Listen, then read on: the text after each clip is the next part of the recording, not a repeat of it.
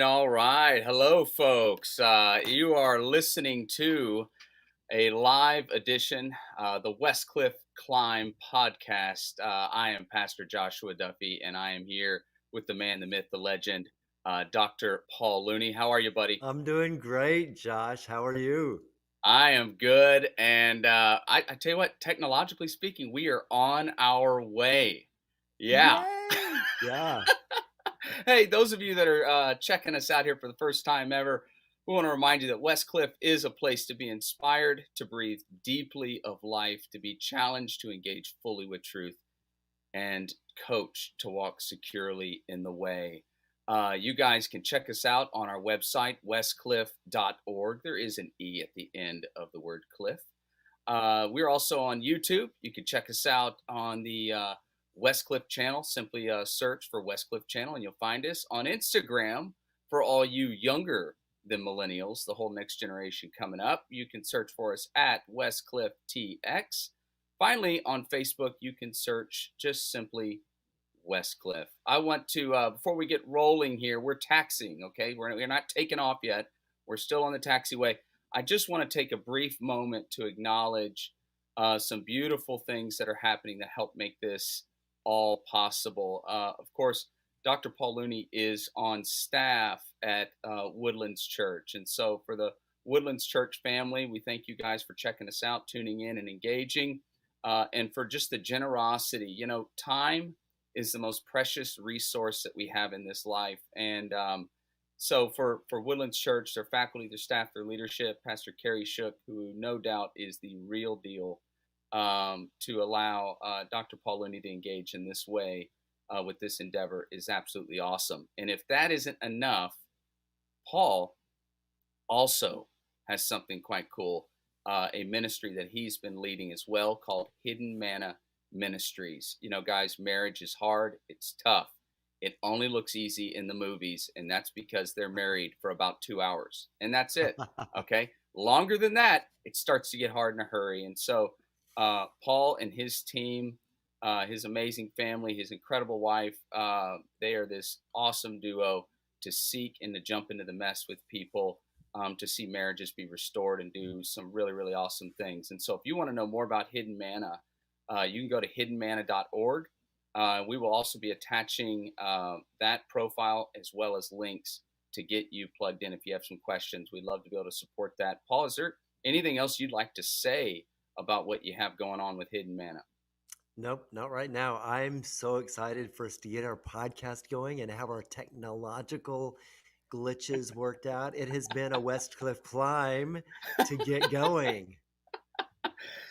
Well, I also want to tell you, you guys that are into worship music, you probably noticed sandwiched here of the three video, the kind of triple here that makes up our episodes. Tavarius Linzer is a unique mix of talent and humility. Those of you that live life in the church world, it's very easy to find talented worship leaders or humble worship leaders. So you can find a humble worship leader, he just stinks, okay, and everybody knows it. Or he's really good, and or she's really good, and he or she really knows it, okay? And that's a wonderful little nightmare to have in a church. So Tavarius is just this beautiful combination of both. Love that guy. And also, if you want to plug in, he's on iTunes as well. TavariusLinzer.com. That's TAVARIOUS. Linzer is LINZER. Linzer.com. And also a special thanks to Church of the King in Katy, Texas, for also allowing this guy to jump in. And of course, my home church, Pilgrim Lutheran Church here in Houston, for their generosity and support to help this thing get off the ground. For those of you that know anything about Pilgrim, we're right here, centrally located between Bel Air and Meyerland. We are a small church, so if you come visit, probably by the second time, it's like cheers. Everyone will know your name. And come to think of it, the communion wine is real. So I guess it's a lot more like cheers than I realized. So all of that to be said, folks, let's put the landing gear up. Let's get off the ground and let's take off here. A lot of things to discuss today, and we're going to hit you as fast as we possibly can, with as much as we possibly can with the time that we have. First up, I think before we go into the content discussion and questions and answers, no doubt we've got some major things happening in our nation, and we'd be remiss if we didn't talk about it and spend some time on it. Paul, do you want to lead off on just what you're processing, what's happening right now in our country, and what you see going on, and what are kind of your reflections there? Wow. It is so sobering to see the excuse me, the emotional and political landscape so polarized these days. Um, People are certain, for the most part, that their view is the right view. Yeah, And reasonable discussion is becoming more and more difficult. right. Um, there's something called cognitive bias, I'm sorry, confirmation bias, which is a psychological term that just means that when we make up our mind about something, our brains do us the favor or Mm, disservice, depending on how you yeah. look at it, of only letting us see or process or incorporate information that lines up with our decision or our Mm, view. And we all have it. And in some ways, it can serve us well. If I choose to believe in God, for instance, then my brain will look for manifestations of God's presence because it goes along with what I already believe. For right, those who right. believe there is no God, their brain does them the favor of ignoring anything that might suggest God and highlighting things that in their mind confirm their belief that there is no God. But the mischief is that when we talk about something like the problem with mass shootings, which is a terrible problem. Um, some people are going to say, get rid of the guns, that'll solve the problem. Right. Other people are going to say, no, the problem is in the man behind the gun and the Mm, evil that is existent in the heart of men and maybe even more prevalent in our society because we allow things like pornography and violence to be so readily accessible to people, yep.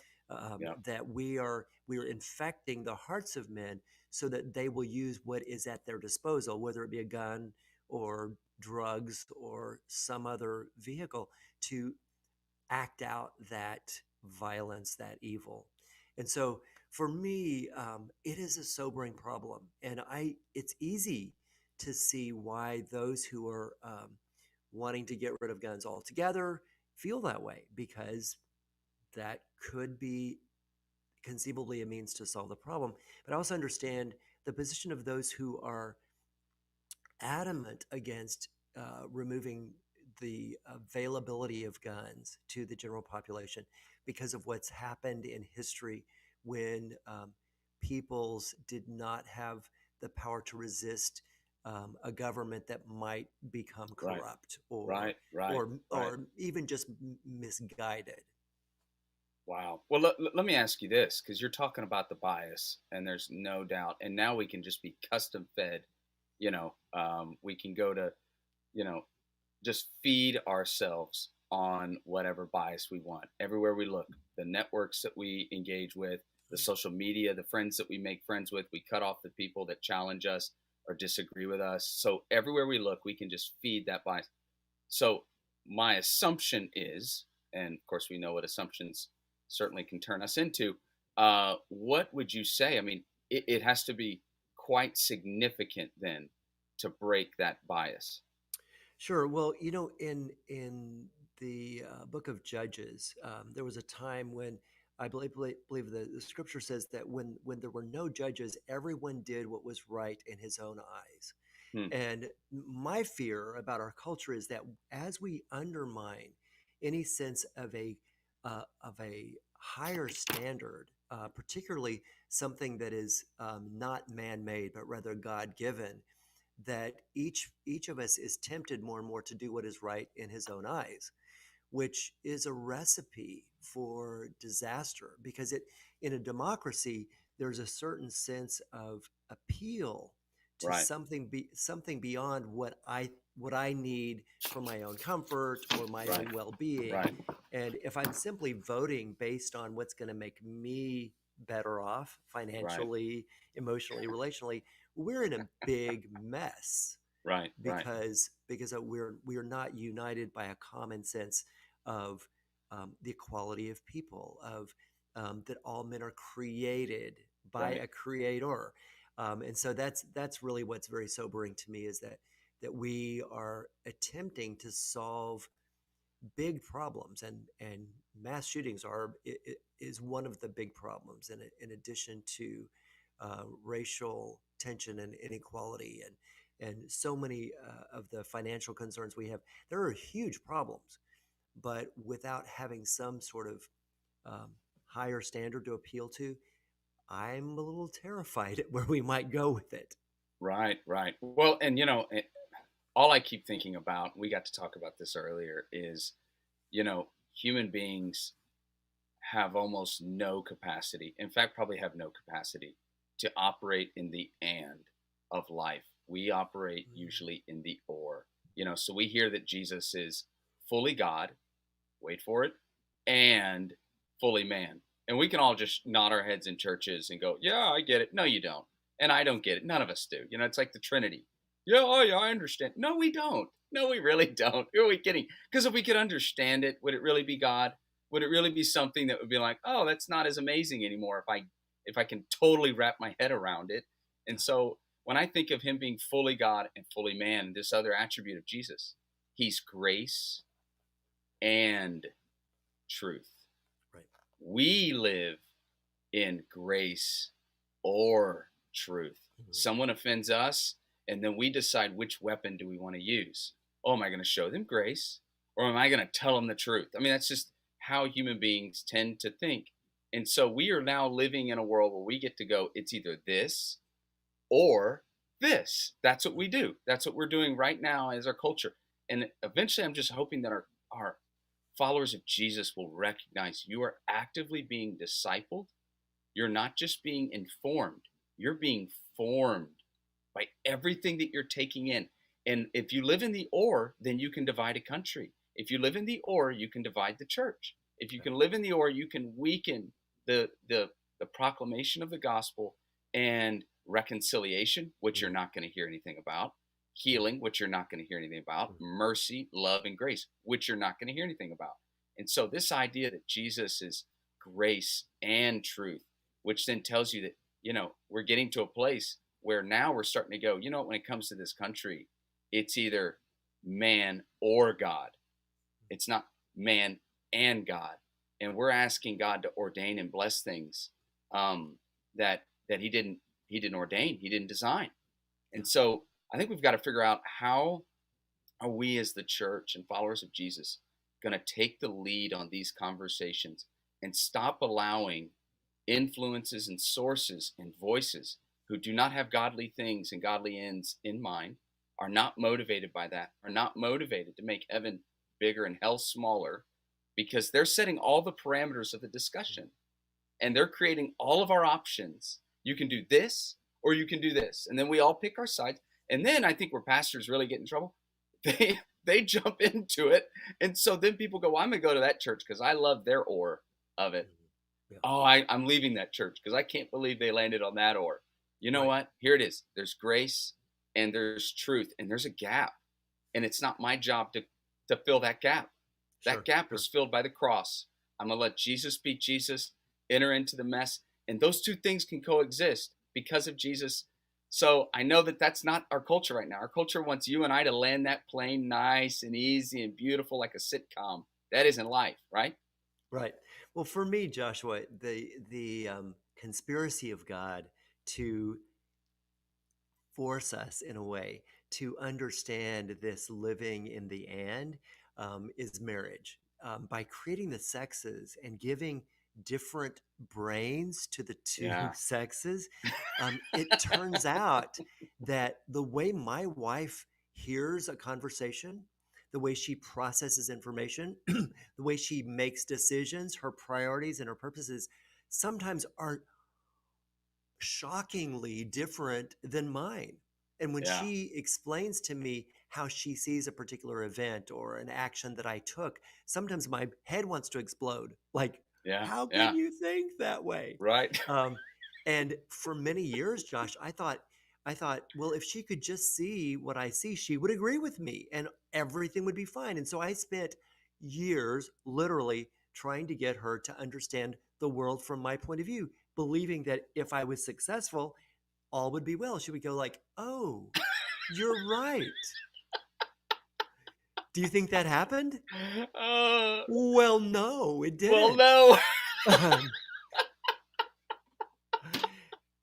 and so I've Oh, learned, at least to some extent, to live with what psychologists call cognitive dissonance, which is the idea that two opposing things can both be true, even though they don't make sense.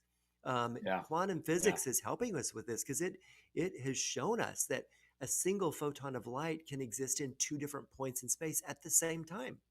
Yeah. That photon of light can exist as a wave and as a particle. They're like, that makes no sense, Right. but it's the truth. And so Right. when I talk to my wife, I have to be able to say, so let me get this right. You heard me say X, Y, and Z, and that made you feel A, B, and C. She goes, yes. And I'm like, wow, that's so interesting and so important for me to know. Do you want to know how I experienced that conversation? Hmm. And sometimes she might say, no, I don't. And I have Well, to I keep it to think. myself. Well, But if she, go ahead. but if she says yes, I want to hear it, and then I can explain to her. And so when someone is um, going on about Donald Trump, either pro or con, if they turn to me and say, "What do you think?" I might say, "Will it matter?" Mm, because if they've made a decision, if it's case closed about Donald Trump, pro or con, there is not really anything I can say that's going to make a difference for them, and it's just going to be a waste of my time and probably tick them off or me. right. And so Right. Right. so I have to say, hey, will it matter? Because if the case is closed on any issue, gun control, Donald Trump, Joe Biden, um, Kamala Harris, whatever the issue is, um, we cannot have discourse if our minds are made up. There is one thing you can't change, and that is a mind that's made up. Yeah, and I think what's also happening with specifically with followers of Jesus being split on issues is they're appealing many times to one of these sides of the nature of God. They and so it rings true. That's why they're holding on to it. And what I just wish and hope and pray will be pushed to a point to recognize that those two truths don't actually need to separate us. There's an additional external force actively working to turn two things that actually should be paired together, which would be the nightmare of hell as it's fighting against America, would be Yeah. that these two sides would go, oh, wait a minute. You mean you can this and this? There's a godly way in which they walk together. But as Mhm. long as there's that antagonistic view that's just seeking to divide, steal, kill, and destroy, Yeah. there's Satan's autograph. So you can know when you start seeing all that happening, you don't have to guess who's behind it at that point. Yeah. Yeah. Well, the tension that arises when we have a relationship with someone who's different than we are is uncomfortable. You Yeah. and I have had some of that in trying to launch Westcliffe. We've had some tension between my view and your view and how we think it Yeah. should Yeah. look, and it's uncomfortable. And sometimes the temptation is just to let go. Right. Like, fine, but if we can be uh, bound together by cords of love, then your bent, your lean, and my lean um, create a tension, which actually allows for balance. Yeah. And Yeah. that's what we're looking for. But it's not easy. Yeah. Yeah. And I think what you and I are have come together here to articulate is there's a lot of issues. And I'm not I think we both agree not every issue, but there's a lot of issues where we don't need to resolve everything. There can be a gap and we let God be God. You know, He's the one who died for it. If we want to take that control over, the truth of the matter is we wouldn't die for any of this. Who are we Sure. kidding?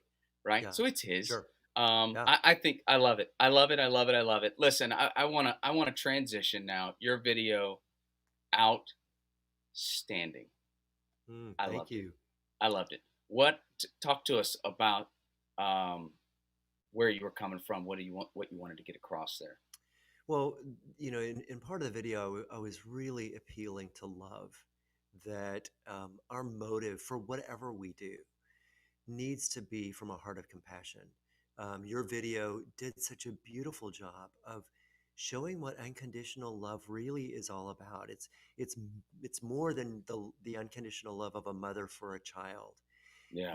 It's actually God's compassion extends to the one who kills the child, which is mind blowing.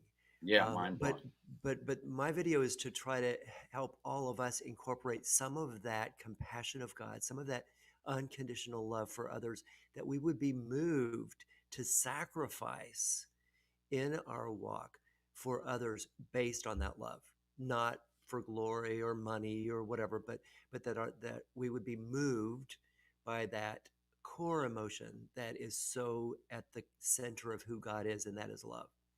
Yeah. Toward the end of the video, I suggest that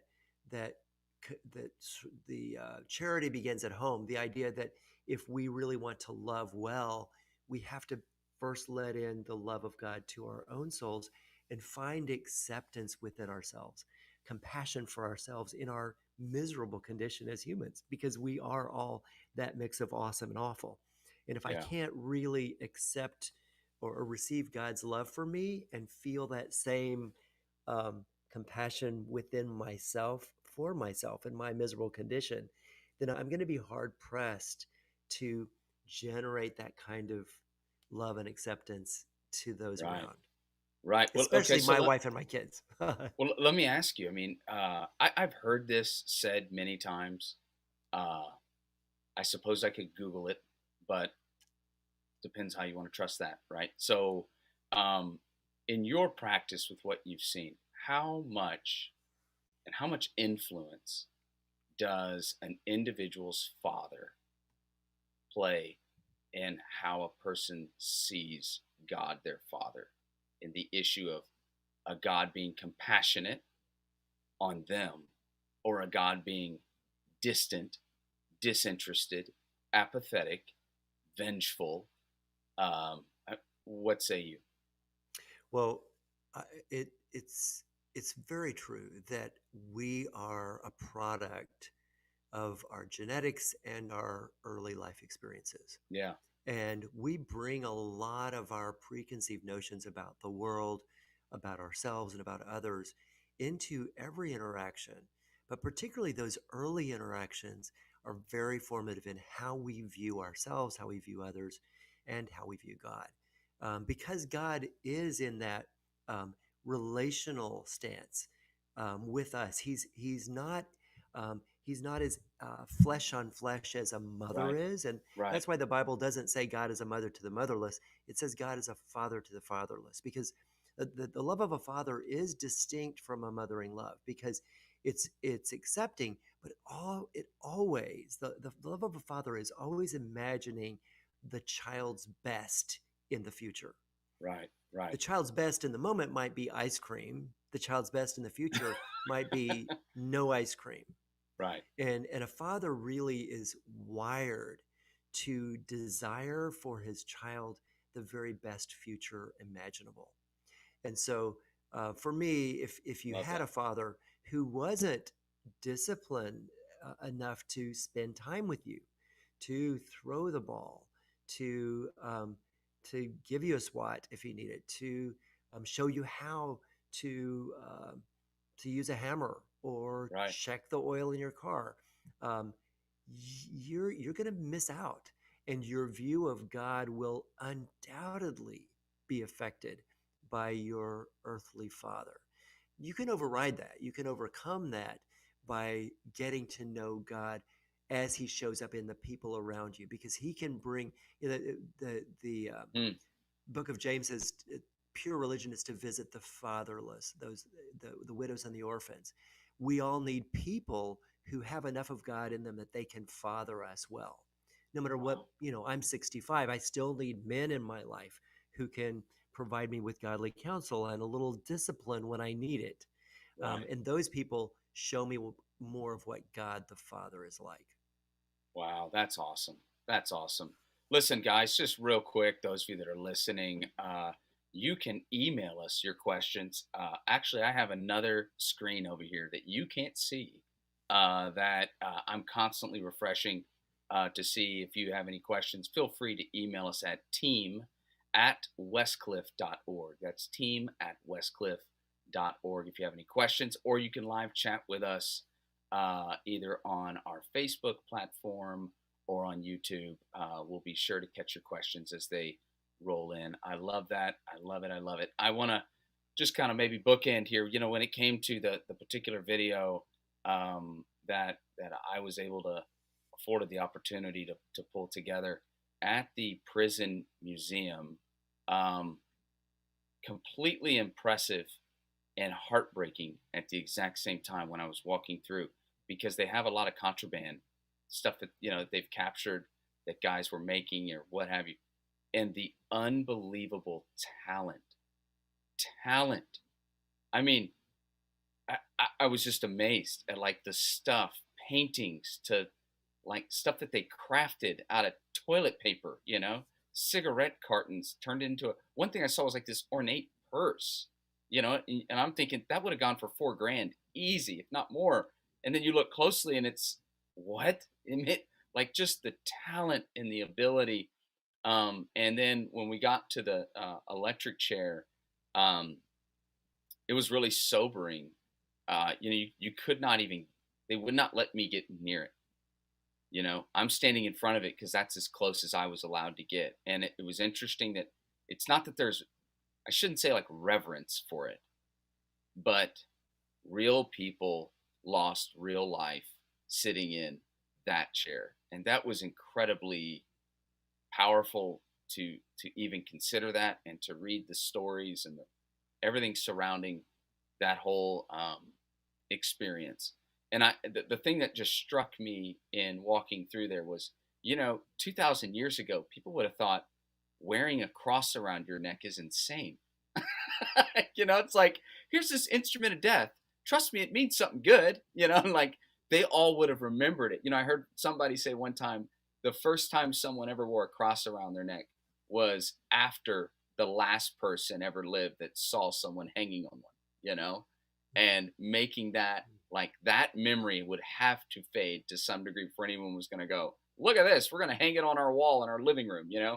and it just hit me like, wow, how incredible that Jesus could take something arguably as terrifying, and most would say even more excruciating than an electric chair, and he could turn the most horrific version of a death sentence that human minds could come up with, and only he could take something so dark and sinister and turn something from a symbol of death into a symbol of life. And everything we're talking about, families and dads and everything else, if you're listening out there, that is the power of God's grace and his power and his love over your life, that if he can take something more sinister than an electric chair and have us hang them in our churches and be so proud of it becomes a symbol of life, my goodness, if he can do that, from death to life, what can he do in your life when you feel alone, when you feel isolated, when you're thinking nobody loves you, nobody cares? And the one point I really wanted to drive home, and you've touched on it well,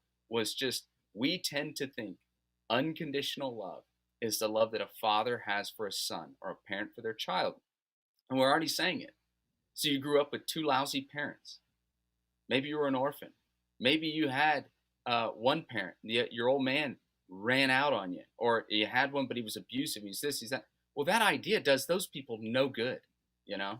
Oh, it's Yeah. unconditional love is like my dad, no thanks, you know? Mhm. And what when you hear the Roman centurion as it's recorded in the Gospels go, surely this man is the Son of God. That that's unconditional love. It's like the things we are talking about early on. If you can fully fathom it, then I don't then we made it up. If you can totally wrap your head around it, the thought that God's love is actually his unconditional love is not a father's love for his son. It's a father's love for his son's executioner. So that just so that this guy overseeing the execution of his boy would make a right and faithful confession of who Jesus was. That, my friends, that's unconditional love. That's what we have. And if we could ever just get anywhere near understanding in our hearts and our minds that even while we were still yet sinners, even when we are in the middle of being a hot mess, it's not once you are convinced you're sober, it's when you're in the middle of taking the drink. It's not when you're clean and out of drugs. It's when the needle is in your arm. It's not when you finally have beat that addiction. It's when you're in the middle of watching what you know you shouldn't. That's when his love presses in. That's when his grace enters those rooms, the darkest places of our hearts and our minds. And so that's not about church attendance. That's not about a denominational affiliation. That's not about checking all the boxes and wearing all the right clothes and showing up on a Sunday. That is Jesus. That's Jesus. And I mentioned this, I think it was even last week, like he means for kids to just know his name and know who he is. Simple childlike faith. We don't need to mess it up and make it more complicated. Oh, the beauty and the love and the power and the unbelievable understanding if we just how deep is his grace for our lives. Love it. Thank you, Joshua. Love it, love it, love it. Guys, we are at time. Man, this flies by. I know. And I thought Way too once you fast. start talking about marriage, I thought this is about to be a 3 hour day, you know? I was just waiting for one of our wives to jump in on the live chat. That would have been awesome. Oh, well now we've planted that seed, so get ready. This was Love a it. blast, guys. Any parting words, Paul?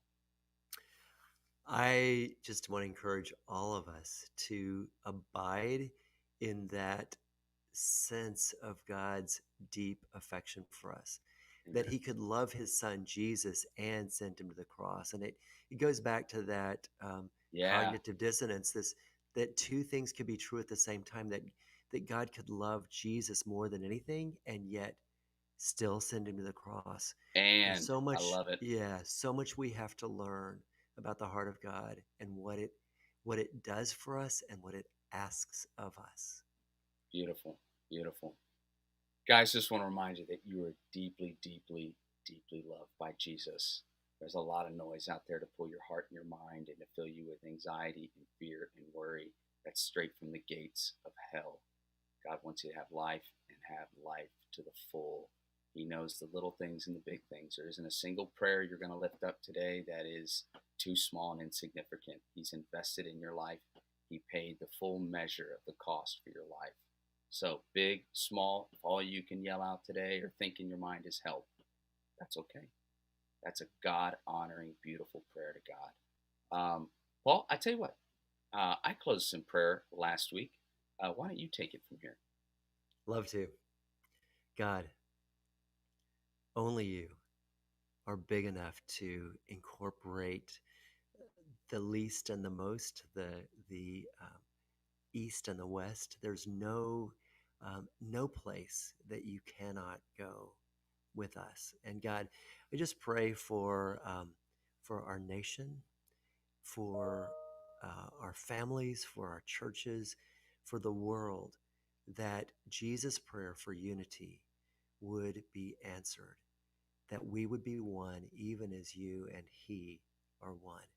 We know that that's a big stretch, but I just pray that you help enlarge our hearts so that we can encompass more of you and so that we can include everyone as our brother and our sister, regardless of political persuasion or skin color, regardless of religious dogma or background. We want to be able to have a heart like yours. Please do that for us. Help us to live in that end. And we ask it in Jesus' name. Amen. Amen. We love you guys. We will be here next week on the same bat channel. Check us out. Follow those links. Get plugged in. Interact with us. We love you. And we will see you guys next week. Beautiful. Beautiful. And we're out.